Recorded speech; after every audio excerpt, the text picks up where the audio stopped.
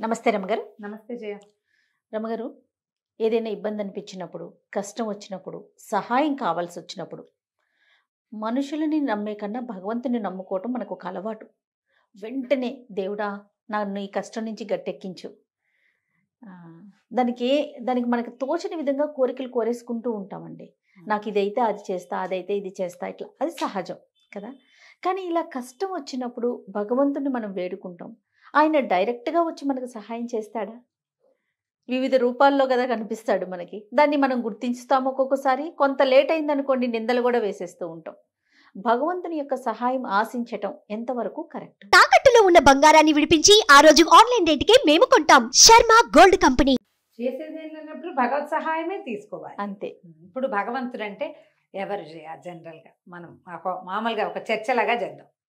భగవంతుడు అంటే ఎవరు?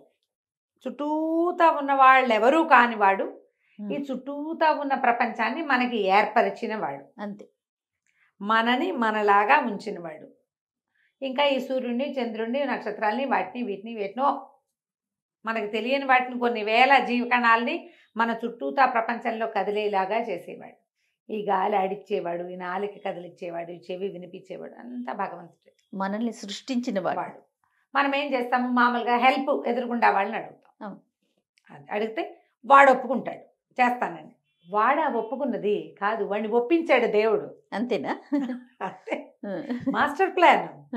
ఇప్పుడు నీకు అడగబుద్ధి అయింది, ఓ 5-6 ఉన్నారు ఇక్కడ, ఇంత ఆఫీసుకి 10 మంది వస్తారు. రమ్మగారు ఏమైందో తెలుసా అని ముందు నాకెందుకు చెప్తావు చెప్పు నువ్వు. అదొక ప్రేమ, అంతే కదా. ఆ ప్రేమను కలిగి గౌరవం వాడెవడు? ఆయనే. అంతే. ఇది ఖచ్చితంగా ఇలా ఉంటుంది.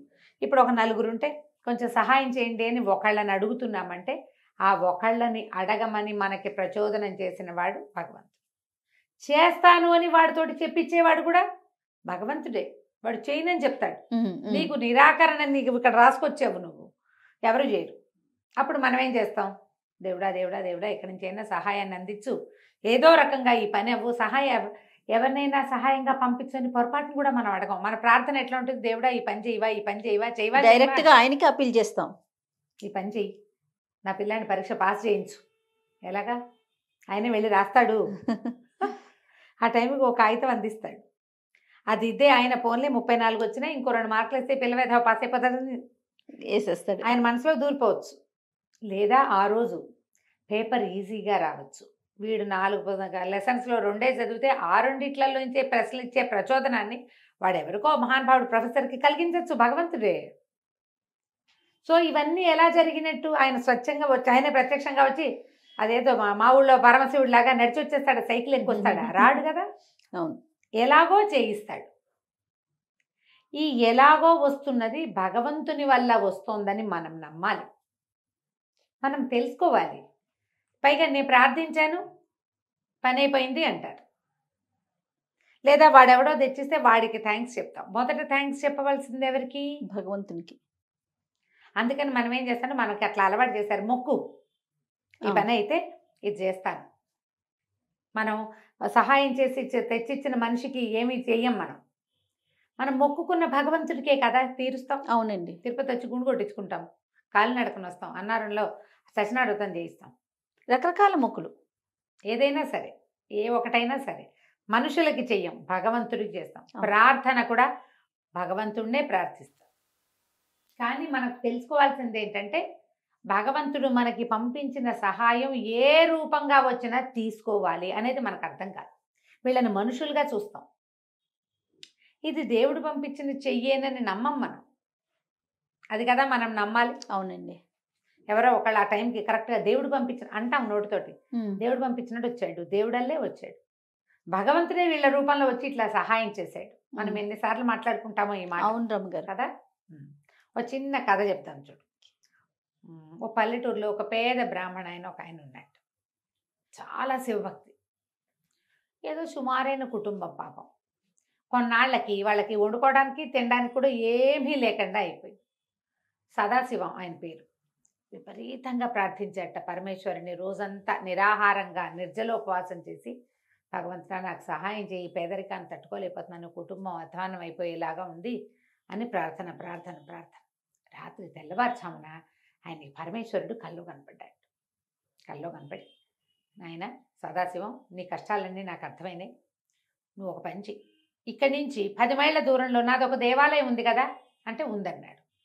ఆ దేవాలయం వాకిట్లో ఒక పెద్ద కొబ్బరి చెట్టు ఉంది కదా అంటే ఆలోచించు, ఉన్నది ఉన్నది.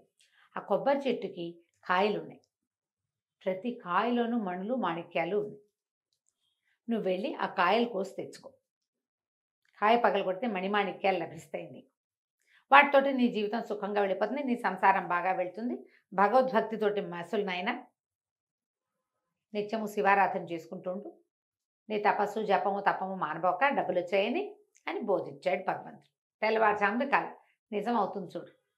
సరే పొద్దునే లేచి నేనేం చేశాడు, ఆ కళలో పరమేశ్వరుడు ఏం చెప్పాడంటే, దారిలో నీకు 4 సన్యాసులు కనపడతారు, వాళ్ళు నీకు సహాయం చేస్తారు అని చెప్పాడు. భగవంతుడు మొదట చెప్పింది ఏంటి, కొబ్బరి చెట్టు మీద కాయలు, వీళ్ళు 4 సహాయం చేస్తారు. తెల్లవారుజామున లేచేశాడు, మొహం కాళ్ళు చేతులు కడుక్కున్నాడు, స్నానం చేసేశాడు, శివారాధన చేసుకున్నాడు. భార్యకి పరమేశ్వరుడి ఆనతి ఇచ్చిన ప్రకారం వెళ్తాను, ఏది జరిగితే అది జరుగుతుంది అని చెప్పి బయలుదేరాడు. 10 మైళ్ళు నడవాలి కదా. నడుస్తుంటే ఒక సన్యాసి కనిపించాడు. ఆయన ఇట్లా తపస్సు చేసుకుంటాడు, కూర్చొని ఒక దండం పెట్టుకుని జపమాల చెప్తున్నాడు. ఈయన పోయి నమస్కారం చేసి, సదాశివం గారు, స్వామి నమస్కారం అండి, తెల్లవారుసామనే కలొచ్చింది, పరమేశ్వరుడు ఫలానా పక్క గ్రామంలో ఉన్న శివాలయం దగ్గరికి వెళ్ళమన్నాడు, మీరు సహాయం చేస్తారని చెప్పాడంటే ఆయన ఇట్లా అన్నాడు. పక్క నుంచి తాడు తీసి చేతులు పెట్టాడు. ఇప్పుడు తాడిస్తాడీనా, సహాయం కాదు కావాలి మనకి, తాడు కాదు. అదేంటండి, పరమేశ్వరుడు చెప్పింది ఏమిటి, మీరు చేసేది ఏమిటి, ఇది ఎందుకండి నాకు, మీ దగ్గరే ఉంచుకోండి, పోన్లేండి, ఏం సహాయం చేయకపోతే పోని అని ఆ తాడు అక్కడ పడేసి తీసుకోలే. సహాయం కావాలి నాకు, తాడు కాదు కావాల్సింది. ఇంకా వెళ్ళాడు. ఒక కుడి చేతి వైపు నువ్వు చెట్టు కింద ఇంకొక మౌని ఒక ఆయన కూర్చున్నాడు, అని కళ్ళు మూసుకుని ధ్యాన ముద్రలో ఉన్నాడు. ఈ సదాశివం గారు పోయి దండం పెట్టాడు. సన్యాసి అని ప్రత్యేకంగా చెప్పారు, కాషాయ వస్త్రాలు ధరించారు. అయ్యా నమస్కారం అండి, నాది ఫలానా ఊరు, నా పేరు సదాశివం, తెల్లవారుజామున పరమేశ్వరుడు కల్లోకి వచ్చాడంటే ఆయన ఇట్లా అన్నాడు. పక్క నుంచి గోను సంచి తీసి చేతిలో పెట్టేసరికి తెల్లబోయాడు. అదేమిటి, కొబ్బరికాయలు కూడా సహాయం చేయరు మీరు అంటే ఆయన మౌని, నోటి నుంచి మాట రాదు. ఓ సంచి కేసు చూశాడు ఆయన. సంచి వద్దండి, మీరు సహాయం చేయండి అంటే ఆయన మాట్లాడాల, కళ్ళు మూసుకున్నాడు. ఇంక అర్థం కాలేదు, ఇదేమిటి, వదిలే మీ సంచి నాకెందుకండి, ఉంచుకోండి, మీకే దేనికైనా ఉపయోగపడుతుంది అని ఆ సంచి మడతపెట్టి ఆ మౌని గారి వెనకాల పెట్టి నడవడం మొదలుపెట్టాడు. నడిచాడు. ఎంత దూరమో ఎండెక్కిపోయింది. అక్కడ ఒక ఆయన కనిపించాడు. ఆయన ఒంటి కాలు మీద నిలబడి తపసమాధిలో ఉన్నాడు. ఈయన పోయి దండం పెట్టాడు. ఫలానా నా పేరు సదాశివం అండి, పొద్దున్నే పరమేశ్వరుడు కల్లోకి వచ్చాడు అనగానే ఆయన ఇలా వేలుతో చూపించాడు. అక్కడ మామిడి చెట్టుకి నిచ్చెన ఆనించుంది. మామిడి చెట్టు ఎక్కమంటారా అన్నాడు. కాదన్నాడు ఆయన. నిచ్చెన అవునన్నాడు. ఏం చేయను అన్నాడు. తీసుకుపో, నాకు వద్దు, నిచ్చెన ఎందుకు, నాకు సహాయం కావాలి, నిచ్చెన వద్దు నాకు. నిచ్చెన వదిలేసాడు. మళ్ళీ నడవటం మొదలుపెట్టాడు. సరే వెళ్ళేసరికల్లా ఒక ఆయన నదిలో నుంచి నీళ్లు తెచ్చుకుంటున్నాడు, సన్యాసి. ఈయన చూడంగానే నుంచున్నాడు. మౌనానంద స్వామి ఆయన కూడా. సదాశివం పోయి ఆయనకి దండం పెట్టాడు. అయ్యా 3 అయ్యారు, మీరు 4వ వాడు. పరమేశ్వరుడి ఆజ్ఞ ప్రకారం సన్యాసులతో మాట్లాడమన్నాడు, సహాయం లభిస్తుందన్నాడు, కాబట్టి మీ దగ్గరికి వచ్చానండి అంటే ఆయన ఇట్లా అన్నాడు. ఆ పక్కనే తాడి చెట్టుకి ఒక గాడిద కట్టేస్తుంది. ఆయన తాడు విప్పి తీసుకొచ్చి ఈయన చేతులు పెట్టాడు, సదాశివం చేతులు. చిచి అని వదిలేశాడు. ఈయన ఏమిటండి, సద్బ్రాహ్మణుడిని నాకు గాడిదని అప్పచెప్తారు మీరు, నాకెందుకండి, సహాయం చేయకపోతే ఎట్లా, వద్దులేండి. ఆయన ఏం చెప్పాడో మీకు, మీకేం అర్థమైందో. ఓ దండం పెట్టి ఈయన కూడా వెళ్ళిపోయాడు. దేవాలయం దగ్గరికి చేరాడు. మధ్యాహ్న హారతి వేళ అయింది, 6 గంటలు కొడుతున్నారు, జనం ఎవరు లేరు. దేవాలయానికి ఐమూలగా పెద్ద కొబ్బరి చెట్టు, పైకి తలకాయ చూసాడు, దాని నిండా కొబ్బరికాయలు ఉన్నాయి. ఎట్టా కొబ్బరి చెట్టు ఎక్కేది? సహాయానికి చెప్పిన 4 సన్యాసులు 4 రకాలుగా ఉన్నారు, మాట్లాడరు. ఆ చెట్టు చుట్టూ గిరికీలు కొట్టాడు. ఏం చేయాలో తెలియలే, ఎవ్వరూ లేరు. ఊళ్ళో అర్చకుడు ప్రసాదం ఏవో నివేదన చేసి ఆయన దాన్ని ఆయన వెళ్ళిపోయాడు. పిట్ట పురుగు లేదు అక్కడ. కొబ్బరికాయలు మాత్రం కనపడతాయి, మళ్ళు మాణిక్యాలతోటి. ఈయన పరమ దుఃఖంతో, భగవంతుడు ఎంత అన్యాయం చేశాడు నాకు, చెప్పి కూడా సహాయం అందించలేదే, నా దురదృష్టం అని నడుచుకుంటూ ఇంటికి వెళ్ళిపోయాడు. ఆ, రాత్రి భార్య ఏదో మజ్జిగానం పెట్టింది, తిన్నాడు, పడుకున్నాడు. పరమేశ్వరుడి కోసమే జపం చేసుకున్నాడు. తెల్లవారుజామున పరమేశ్వరుడు వచ్చాడు కళ్ళు. ఈయన గోలు గోలుమని ఏడ్చాడు.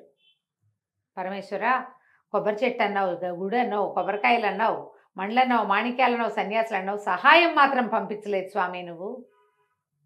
ఏ సహాయం పంపలేదంటే, సదాశివం అంత మాట అంటావా నువ్వు? నన్ను ప్రశ్నిస్తావా? 4 సన్యాసులను పంపించానే, 4 వస్తువులు ఇచ్చారే నీకు, తీసుకోలేదా నువ్వు అన్నాడు. ఆ వాటితో నేనే చేసుకోను అన్నాడు. మరి వాటితోటే కదా నీకు సహాయం లభించేది.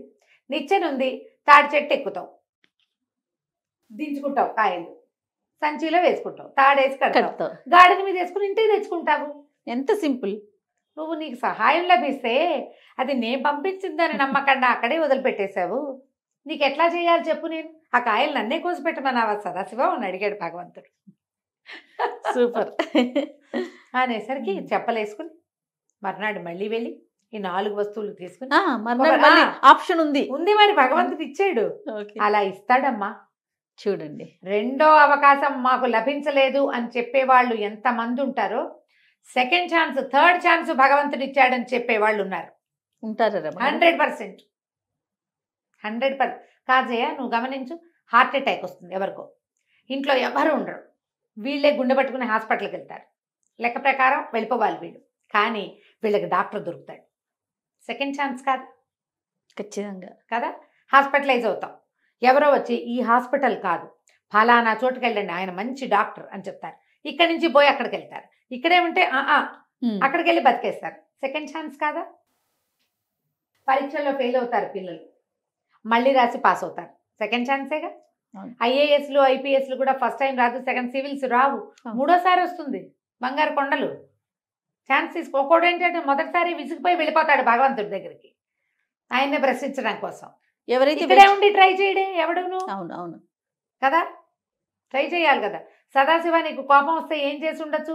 ఇక నిద్రపోకూడదు, పరమేశ్వరుని నా కల్లోకి రప్పించుకోకూడదు, దుర్మార్గుడు దేవుడు అనద్దు, దైవ నింద చేయాలి. చెయ్యకుండా స్వామినే అడిగాడు, నాకు సహాయం చేయలేదు నువ్వు అని. చేశాను, నువ్వు తెలుసుకోలేదు, ఇప్పుడు తెలుసుకో అని చెప్పాడు. వెళ్ళి చక్కగా మా కొబ్బరికాయలు తెచ్చుకుని కలిగినంతగా జీవితకాలం కలిగిన కుటుంబంగానే ఉండి ఎంతమందికో సహాయం చేసి ఎన్నో దేవాలయాల్లో ఎన్ని రకాల అవకాశాలు తీసుకున్నాడు. అంటే దర్శనాలకు వెళ్ళి అక్కడికి కావాల్సిన సేవాధికాలన్నీ చేసి అంత్యంలో పరమేశ్వర అనుగ్రహాన్ని పొందాడు. కథ కంచికి మనం ఇంటి. ఎంత బాగుందో రమ్మ గారు. నమస్తే అండి. నమస్తే.